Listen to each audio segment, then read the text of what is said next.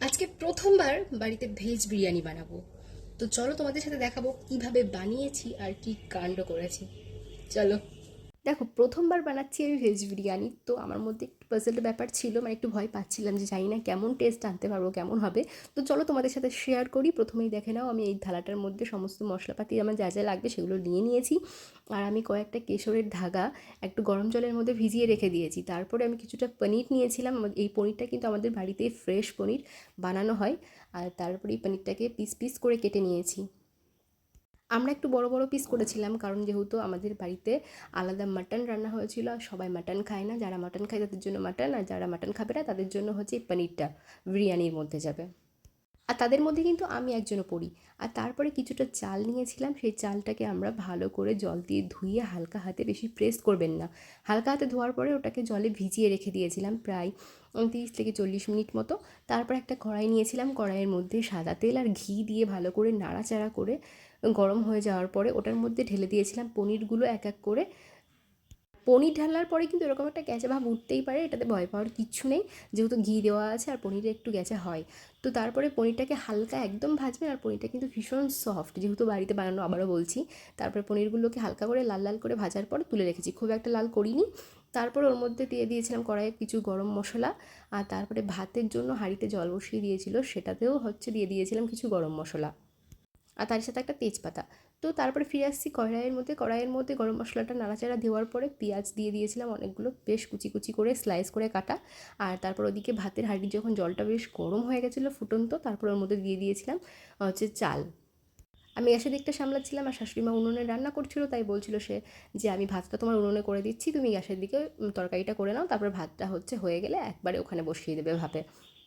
তারপরে দেখবে পেঁয়াজটা যখন ব্রাউনি হয়ে এসছে, তার মধ্যে আমি দিয়ে দিয়েছিলাম জল, মানে যতটা চাল নিয়েছিলাম ঠিক ততটাই আমি জল দিয়ে দিয়েছিলাম ওর মধ্যে। তারপরে ছিল আদা রসুন আর লঙ্কা বাটা, সেটাকে আমি দিয়ে দিয়েছিলাম। ওই জলটা যখন একটুখানি হালকা গরম হয়ে উঠেছে, তখন তার মধ্যে জলটার মধ্যে যখন আদা রসুন বাটাটা দিলাম, তারপর ভালো করে একটু নাড়াচাড়া দিয়ে নিলাম।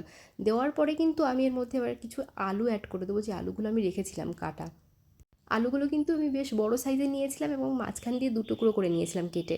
তো তারপরে ওটাকে দেওয়ার পরে আমি আরেকটা ছোটো একটা কড়াইতে নিয়েছিলাম কিছু সামান্য সাদা তেল, আর তার মধ্যে দিয়েছিলাম আরও স্লাইস করে কাটা কিছু পেঁয়াজ, সেটাকে আমি বেরেস্তা বানাবো তার জন্য।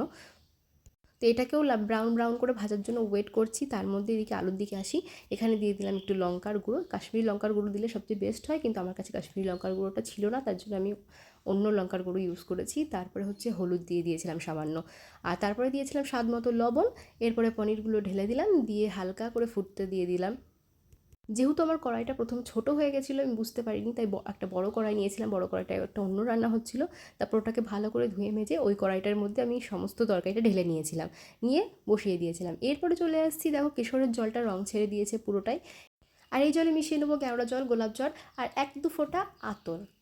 যেহেতু বাড়িতে বিরিয়ানি বানাচ্ছি, তাই চেয়েছিলাম যেহেতু মশলাপাতিটা একটু কম কম থাক, আর হচ্ছে মানে যা খাবারটা যেন হেলদি থাকে, তো আতরের গন্ধটাও যেন কম রাখারই চেষ্টা করেছিলাম। তারপরে দেখলো কড়াইয়ের মধ্যে যখন আলুগুলো সিদ্ধ হয়ে গেছিলো, আলুগুলো কিন্তু তুলে নিয়েছিলাম। তুলে নেওয়ার পরে ওই কড়াইয়ের মধ্যে আমি দিয়ে দিয়েছিলাম 2-3 চামচ টক দই মতো।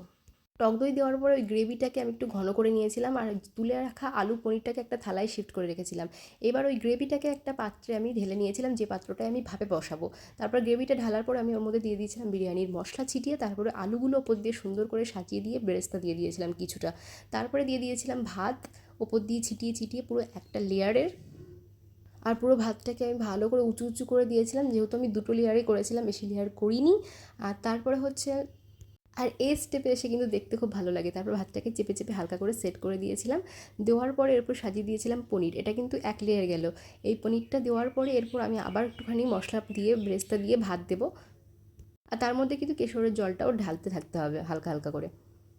আর এরই ওপর ভাত চাপিয়ে দিয়েছিলাম, আর কটা যে কটা ছিল বাকি, সেই ভাত কটা চাপানোর পর তারপর বেরেস্তা দিয়ে দিয়েছিলাম, আর বাকি যে কেশরের জলটা ছিল সেটা ছিটিয়ে দিয়েছিলাম পুরোটা।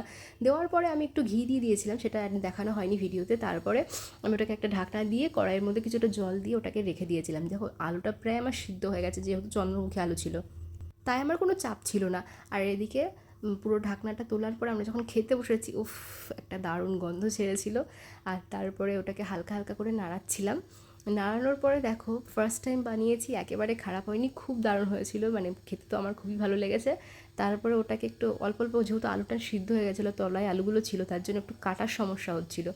তারপরে এই দেখো, তোমরা দেখতেই পাচ্ছ একদম মশলা কমে খুব সুন্দর একটা বিরিয়ানি তৈরি করেছিলাম, এতে কোনো ক্ষতিও হবে না। তো তারপরে একটা প্লেটে নিয়ে নিয়েছিলাম, আর গরম গরম বিরিয়ানি সবাইকে সার্ভ করেছি, আর একসাথে সবাই খেয়েছি। তো তোমরা দেখো কেমন হয়েছে, আর পারলে একদিন বাড়িতে ট্রাই করো। তো আজকের মতো এই পর্যন্ত, দেখা হবে অন্য ভিডিওতে। টাটা।